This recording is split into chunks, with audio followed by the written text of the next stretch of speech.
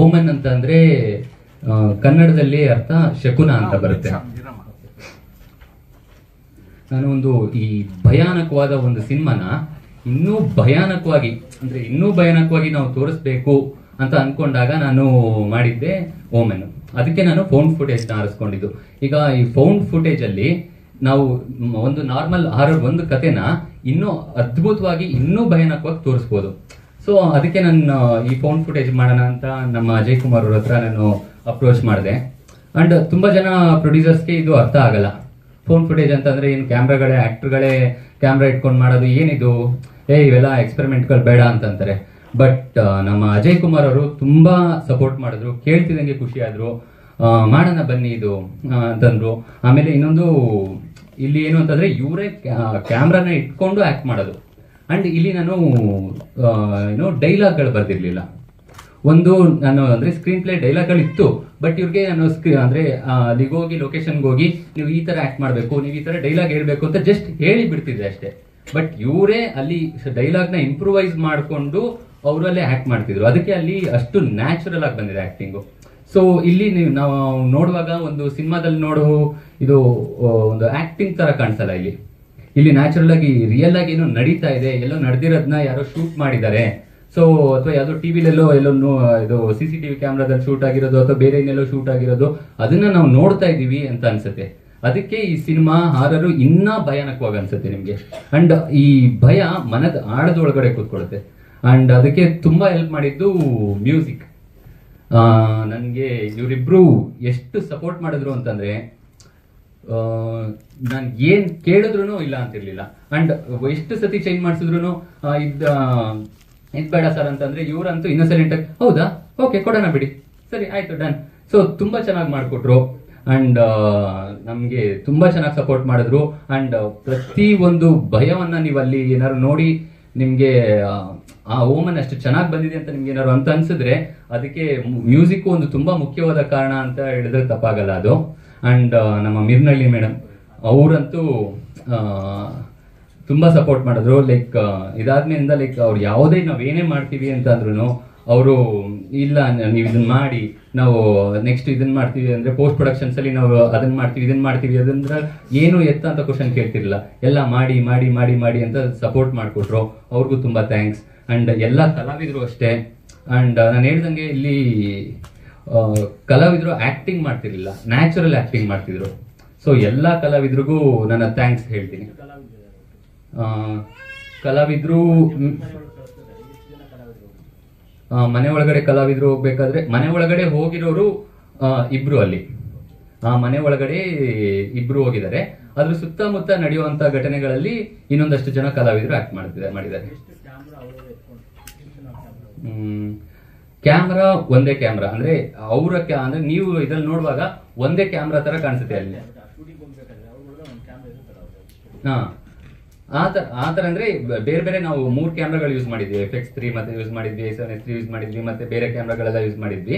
But ನೀವು cinema ನೋಡುವಾಗ ಅವರು ಒಂದೇ ಕ್ಯಾಮ್ರಾ ತಗೊಂಡೋಗಿದ್ದಾರೆ ಅಂತ ಅನ್ಸುತ್ತೆ. ಸೊ ಒಂದೇ ಕ್ಯಾಮ್ರಾದಲ್ಲೇ ಇಡೀ ಇದು ಎಲ್ಲ ಜರ್ನಿ ರೆಕಾರ್ಡ್ ಆಗಿದೆ ಅಂತ ಅನ್ಸುತ್ತೆ ನಿಮ್ಗೆ ಸಿನಿಮಾ ನೋಡಿದಾಗ. ಈ ಸಿನಿಮಾಗೆ ನಾಯಕ ಅಂತ ಹೇಳ್ಕೊಡೋ ತುಂಬಾನೇ ಖುಷಿ ಪಡ್ತೀನಿ.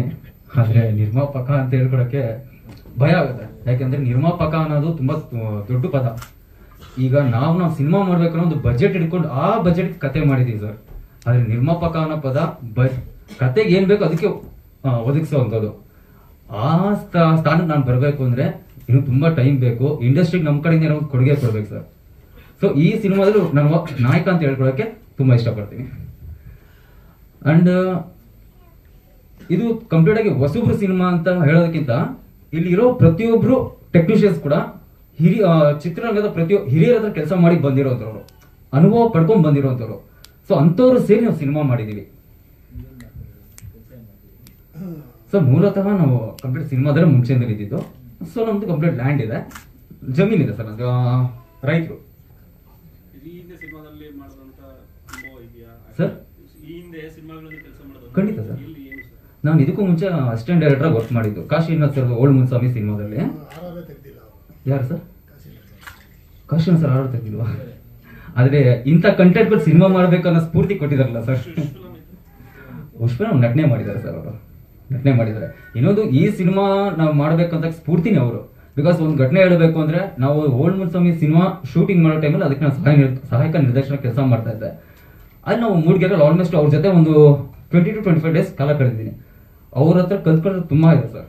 ನಾನು ಡೇರೆಕ್ಟಾಗಿ ಕೇಳಿದೆ, ಸರ್ ನೀವು ನಿಮ್ಮ ಕಾಲದಲ್ಲಿ ಅಷ್ಟು ಜನ ಕಲಾವಿದ್ರು, ಅಷ್ಟು ಜನ ಹೀರೋಗಳಿದ್ರು, ಅದೇ ಸರ್ ನೀವು ಗೆದ್ದುಬಿಟ್ರಿ ಅಂತ ನಾನು ಡೈರೆಕ್ಟಾಗಿ ಕೇಳಿದ್ದೆ.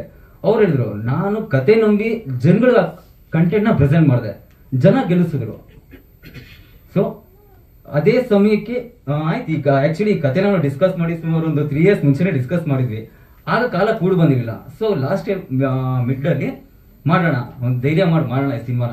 ಬಿಕಾಸ್ ಇಲ್ಲಿ ಬಿಸ್ನೆಸ್ ಪಾಯಿಂಟ್ ಆಫ್ ವ್ಯೂ ಇಂದ ನೋಡಿದ್ರೆ ನಾನು ಅದಾದ್ಮೇಲೆ ಇದಿಲ್ಲ ನನಗೇನು. ಫಸ್ಟ್ ನಾವು ಟಾರ್ಗೆಟ್ ಮಾಡ್ತಿರೋದೇ ಥಿಯೇಟ್ರಿಕಲಿ ಆಡಿಯನ್ಸ್ ಬರಲಿ. ಬಿಕಾಸ್ ಇದು ಪ್ಯೂರ್ ಥಿಯೇಟ್ರಿಕಲಿ ನೋಡುವಂತ ಸಿನಿಮಾ. ಒಂದು ವಿಜುವಲ್ ಟ್ರೀಟ್ಮೆಂಟ್ ಲೈವ್ ಅಲ್ಲಿ ನೋಡ್ತಾ ಇದೀವಿ ಅನ್ನೋದು ಒಂದು ಸಿಗುತ್ತೆ ಸರ್, ಒಂದು ಅನುಭವ ಸಿಗುತ್ತೆ ಜನಕ್ಕೆ. ಎಲ್ಲರಿಗೂ ನಮಸ್ಕಾರ. ಎಕ್ಸ್ಕ್ಯೂಸ್ ಮೀ, ನಾನು ಸ್ವಲ್ಪ ಮಯೂಷನು ವಾಯ್ಸ್ ಇದಾಗಿದೆ. ನಾನು ಮೆರುನಾಲಿನಿ. ಈ ಮೂವಿ ನಾನು ಸ್ಟಾರ್ಟಿಂಗಿಂದ ಇವ್ರು ಶೂಟ್ ಮಾಡಿರೋದೆಲ್ಲ ನೋಡಿದ್ದೀನಿ. ನೋಡಿ ಇನ್ಸ್ಪೈರ್ ಆಗಿ ನನಗೆ ಇವ್ರಿಗೆ ಸಪೋರ್ಟ್ ಮಾಡೋಣ ಅಂತ ಬಂದಿದೆ. ಆ್ಯಂಡ್ ಪೋಸ್ಟ್ ಪ್ರೊಡಕ್ಷನ್ ವರ್ಕ್ ಏನೇನಿದೆ ಅದು ಕಂಪ್ಲೀಟಾಗಿ ಅದಾದಮೇಲೆ ಇನ್ವಾಲ್ವ್ ಆಗಿ ನಾನು ಟೇಕಪ್ ಮಾಡ್ಕೊಂಡಿದ್ದೀನಿ movie. That's it. Any doubt? Budget ನಮ್ಗೆ ಎಷ್ಟು ಬೇಕೋ, ಈ ಮೂವಿಗೆ ಎಷ್ಟು ಬೇಕೋ ಅಷ್ಟು ಮಾಡಿದ್ವಿ ಆ್ಯಕ್ಚುಲಿ. ಸೊ ಜಾಸ್ತಿನೂ ಇಲ್ಲ ಕಮ್ಮಿನೂ ಇಲ್ಲ, ಬಟ್ ಇನ್ನೊಂದು ಎಷ್ಟು ಬೇಕಾಗುತ್ತೋ ಅಷ್ಟು ಮಾಡಿದ್ವಿ actually.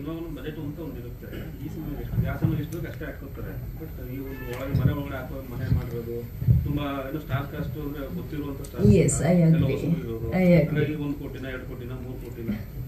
Number is not a matter ಇಲ್ಲಿ ಅಲ್ವಾ, ಬಟ್ ನಾವೇನು ಕಂಟೆಂಟ್ ಮಾಡ್ತದೆ ಅದಕ್ಕೆ ಎಷ್ಟು ಮುಖ್ಯ ಇದೆಯೋ, ಏನು ಬಜೆಟ್ ಬೇಕೋ, ಯಾವ ಸೀನ್ಗೆ ಯಾವ ಬಜೆಟ್ ಬೇಕೋ ಅದು ಎಷ್ಟು ಜೆನ್ಯೂನ್ ಆಗಿ ಹಾಕಬೇಕೋ ಅಷ್ಟು ಹಾಕಿ ನಾವು ಮಾಡಿದ್ವಿ. ಸೊ ಈ ಕತೆಗೆ ಬರೀ ಬ್ಯಾಕ್ಗ್ರೌಂಡ್ ಮ್ಯೂಸಿಕ್ ಮಾತ್ರ ಇದೆ, ಸಾಂಗ್ಸ್ ಯಾವುದೂ ಇಲ್ಲ. ಸೊ ಡೈರೆಕ್ಟ್ರು ಏನು ವಿಷನ್ ಮಾಡಿದ್ರು ಅದಕ್ಕೆ ತಕ್ಕಂತೆ ಮಾಡಿಕೊಟ್ಟಿದ್ದೀವಿ. So that's all. ಸೊ 15 ಡೇಸಲ್ಲಿ ಮುಗಿಸ್ಕೊಟ್ಟಿದ್ದೀನಿ. I think so it is very fast ಅಂತ. ಸಾರಿ, ಹೌದೌದು, ಆಲ್ಮೋಸ್ಟ್ ಒಂದು 5-6 ಸಿನಿಮಾ ಆಗಿದೆ. ಸೊ ರಿಲೀಸ್ ಯಾವುದೂ ಆಗಿಲ್ಲ ಇನ್ನು, ಇದೇ ಫಸ್ಟ್ ಡೆಬ್ಯೂ ಆಗುತ್ತೆ ರಿಲೀಸ್ ಆದರೆ. ಸೊ ರೀಸೆಂಟ್ಲಿ ಅನಂತ ಕಾಲಂ ಅಂತ ಒಂದು ಟೀಸರ್ ರಿಲೀಸ್ ಆಯಿತು. So that is one. ಹೌದಾ, thank you so much. Thank you. ಎಲ್ಲರಿಗೂ ನಮಸ್ಕಾರ. ನನ್ನ ಹೆಸರು ಸಂಸ್ಕಾರ ಅಂತ. ಸೊ ಇದು ಒಂದು ಫೌಂಡ್ ಫುಟೇಜ್ ಸಿನಿಮಾ. ಫಸ್ಟ್ ಟೈಮ್ ನಾವು ಕೂಡ ಎಕ್ಸ್ಪೆರಿಮೆಂಟ್ ಮಾಡಿದ್ದು ಸ್ಕೋರ್ ಮಾಡೋದು. So it was a very good experience score ಮಾಡ್ತಾ. ಆ್ಯಂಡ್ ಹಾರರ್ ಮೂವಿ ನಮ್ದು ಇದು ಫಸ್ಟ್ ಅಲ್ಲ, actually second film. But first film ಇನ್ನೂ ರಿಲೀಸ್ ಆಗಿಲ್ಲ. But it was a very good experience all together working with Santosh sir. ಆಮೇಲೆ ಅವರಿಗೆ ಒಂದು vision ತುಂಬ ಚೆನ್ನಾಗಿದೆ. ಅಂದರೆ ಇಲ್ಲಿಗೆ ಈ ಸೌಂಡ್ ಬೇಕು ಅಂತಂದರೆ ಅವ್ರಿಗೆ ಗೊತ್ತು, ಇದೇ ಥರ ಆದರೆ ಚೆನ್ನಾಗಿರುತ್ತೆ ಸಿನಿಮಾಗೆ ಅಂದ್ಬಿಟ್ಟು. ಸೊ ತುಂಬ ಸಪೋರ್ಟಿವ್ ಆಗಿ ಎಲ್ಲರೂ ಕೆಲಸ ಮಾಡಿದ್ವಿ. Thank you. ಎಲ್ಲರಿಗೂ ನಮಸ್ಕಾರ. ಈ ಓ ಮ್ಯಾನ್ ಸಿನಿಮಾ ಅತಿ ಶೀಘ್ರದಲ್ಲೇ ರಿಲೀಸ್ ಆಗುತ್ತೆ. ಅಜಯ್ ಸರ್ ಬಂದ್ಬಿಟ್ಟು ನಮ್ಮ ಕ್ರ್ಯಾಕ್ ಸಿನಿಮಾದಲ್ಲಿ ವರ್ಕ್ ಮಾಡ್ತಾ ಇದ್ರು. ಅದು ಬಿಟ್ಟರೆ ಒಂದಷ್ಟು ವರ್ಷ ಕಾಂಟ್ಯಾಕ್ಟ್ ಇರಲಿಲ್ಲ. ಆಮೇಲೆ ರೀಸೆಂಟಾಗಿ ಕಾಲ್ ಮಾಡ್ಕೊಂಬಂದು, ಸರ್ ಈ ಥರ ಒಂದು ಸಿನಿಮಾ ಮಾಡಿದ್ದೀನಿ, ರಿಲೀಸ್ ಮಾಡಿ ಅಂತ ಹೇಳಿಲ್ಲ ಅವರು, ಸಪೋರ್ಟ್ ಮಾಡಿ ಅಂದರು. ಸರಿ ಆಯ್ತು ಸರ್ ಮಾಡೋಣ ಅಂತೇಳಿ ರಿಲೀಸ್ ಮಾಡ್ತಾ ಇದ್ದೀವಿ. ನಿಮ್ಮೆಲ್ಲರೂ ಸಹಕಾರ ಬೆಂಬಲ ಈ ಸಿನಿಮಾಗೆ ಇರಲಿ ಅಂತ ಕೇಳ್ಕೊತೀನಿ. Thank you. ಓನ್ಲಿ ಮಲ್ಟಿಪ್ಲೆಕ್ಸ್ ಅಂತ ರಿಲೀಸ್ ಮಾಡ್ತೀನಿ. ಸೊ ಕನ್ನಡ ಮೂವಿ ಇವತ್ತು ಟ್ರೈಲರ್ ಲಾಂಚ್ ಆಗ್ತಾಯಿದೆ, ತುಂಬ ಖುಷಿ ಆಗ್ತಾಯಿದೆ. ಸೊ ಫಸ್ಟ್ ಆಫ್ ಆಲ್ ನಾನು ಇಂಡಸ್ಟ್ರಿಗೆ ಹೊಸಬ. ಅದು ಒಂದೇ 4ನೇ ಗೆಳೆಯ ಅಜಯ್ ಕುಮಾರ್ ಮತ್ತು ನನ್ನ ಸಹೋದರ ಸಂತೋಣ್ಣಗೆ ಆಲ್ ದ ಬೆಸ್ಟ್. ನಿಮ್ಮ ಫ್ಯೂಚರ್ಗೆ ಮುಂದೆ ಇನ್ನೂ ಹೆಚ್ಚಿನ ಆಶಯ ಸಿಗಲಿ ಅಂತ ಕೇಳ್ಕೊತೇನೆ. ಎಲ್ರಿಗೂ ನಮಸ್ಕಾರ. ನಮ್ಮ ಮಾಧ್ಯಮ ಮಿತ್ರರಂತ ಎಲ್ರಿಗೂ ತುಂಬ ತುಂಬ ಸಂತೋಷ. ನಾನು ಈ ಚಿತ್ರದಲ್ಲಿ ಒಂದು ಕಮಿಷನರ್ ಪಾತ್ರ ಮಾಡಿದ್ದೇನೆ. ರಾಘು ಕಲಾವಿದ ಅಂತ ನನ್ನ ಹೆಸರು. ಅಜಯ್ ಅವರು ಮತ್ತು ಸಂತೋಷ್ ಅವರು ನನಗೆ ಫೋನ್ ಮಾಡಿ ಹೇಳಿದಾಗ ಈ ಪಾತ್ರ ಮಾಡಿ ಅಂತ, ಖಂಡಿತ ಅಂತ ನಾನು ಒಪ್ಕೊಂಡು ಮಾಡಿದೆ. ಅದೇ ಥರ ತುಂಬ ಚೆನ್ನಾಗಿ ಬಂದಿದೆ ಅಂತ ನಾನು ಅಂದ್ಕೊಂಡಿದ್ದೀನಿ. ಅವರು ಕೂಡ ಹೇಳಿದ್ದಾರೆ ತುಂಬ ಚೆನ್ನಾಗಿ ಬಂದಿದೆ ಅಂತ. ಇವನ್ ಟೀಸರ್ ಕೂಡ ತುಂಬ ಚೆನ್ನಾಗಿದೆ, ನೋಡಿದೆ. ಅದರಲ್ಲೂ ಎಸ್ಪೆಷಲಿ ಮ್ಯೂಸಿಕ್ ಎಕ್ಸಲೆಂಟ್, ತುಂಬ ಚೆನ್ನಾಗಿದೆ. ಸಂತೋಷ್, ನಿಮ್ಮ ಕೆಲಸ ತುಂಬ ಚೆನ್ನಾಗಿದೆ ಅಂತ ಅನಿಸ್ತಾ ಇದೆ. Thank you. All the best. ನಿಮ್ಗೆ ಇಬ್ಬರಿಗೂ ಒಳ್ಳೆಯದಾಗಲಿ, ನೀವೆಲ್ಲರಿಗೂ ಒಳ್ಳೆಯದಾಗಲಿ, ಇಡೀ ಸಿನಿಮಾ ಸಕ್ಸಸ್ ಆಗಲಿ ಅಂತ ಕೇಳ್ಕೊತೀನಿ. Thank you so much.